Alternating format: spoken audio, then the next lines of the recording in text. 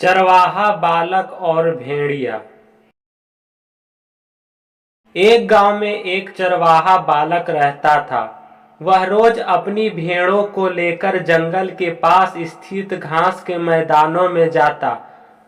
वहां वह भेड़ों को चरने के लिए छोड़ देता और खुद एक पेड़ के नीचे बैठकर उन पर निगाह रखता। उसकी यही दिनचर्या थी। दिन भर पेड़ के नीचे बैठे बैठे उसका समय बड़ी मुश्किल से कटता था। उसे बोरियत महसूस होती थी। वह सोचता कि काश मेरे जीवन में भी कुछ मजा और रोमांच आ जाए। एक दिन भेड़ों को चराते हुए उसे मजाक सूझा और वह जोर जोर से चिल्लाने लगा, भेड़िया आया, भेड़िया आया। वहां से कुछ दूरी पर स्थित खेतों में कुछ किसान काम कर रहे थे। चरवाहे बालक की आवाज सुनकर वे अपना काम छोड़ उसकी सहायता के लिए दौड़ चले आए।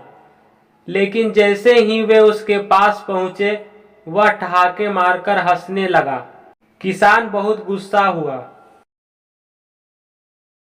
उसे डांटा और चेतावनी दी कि आज के बाद ऐसा मजाक मत करना। फिर वे अपने अपने खेतों में लौट गए। चरवाहे बालक को गांव के किसानों को भागते हुए अपने पास आता देखने में बड़ा मजा आया। उसके उनकी चेतावनी को गंभीरता से नहीं लिया। अगले दिन उसे फिर से मसखड़ी सूझी और वह फिर से चिल्लाने लगा, भेड़िया आया, भेड़िया आया। खेत में काम कर रहे किसान अनहोनी की आशंका में फिर से दौड़े चले आए, जिन्हें देखकर चरवाहा बालक फिर जोर जोर से हंसने लगा। किसानों ने उसे फिर से डांटा और चेतावनी दी, लेकिन उस पर इसका कोई असर नहीं हुआ। उसके बाद जब तक वह किसानों को इसी तरह भेड़िया आया कहकर बुलाता रहा, बालक के साथ कोई अनहोनी ना हो जाए ये सोचकर किसान भी आते रहे। लेकिन वे उसकी इस शरारत से बहुत परेशान होने लगे थे। एक दिन चरवाहा बालक पेड़ की छाया में बैठकर बांसुरी बजा रहा था।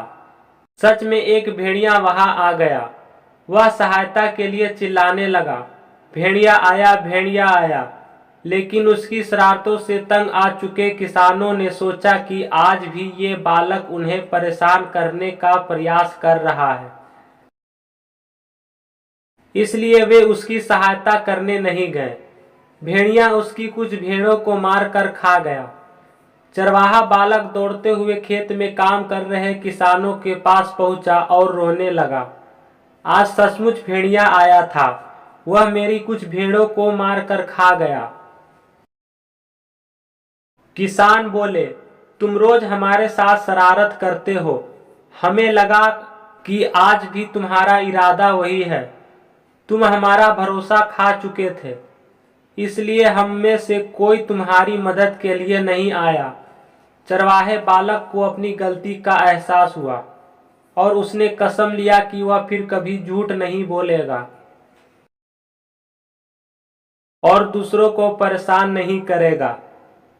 सीख: बार बार झूठ बोलने से लोगों के विश्वास पर चोट पहुंचती है और उनका विश्वास टूट जाता है। किसी का विश्वास बनना है तो हमेशा सच्चाई के साथ रहिए।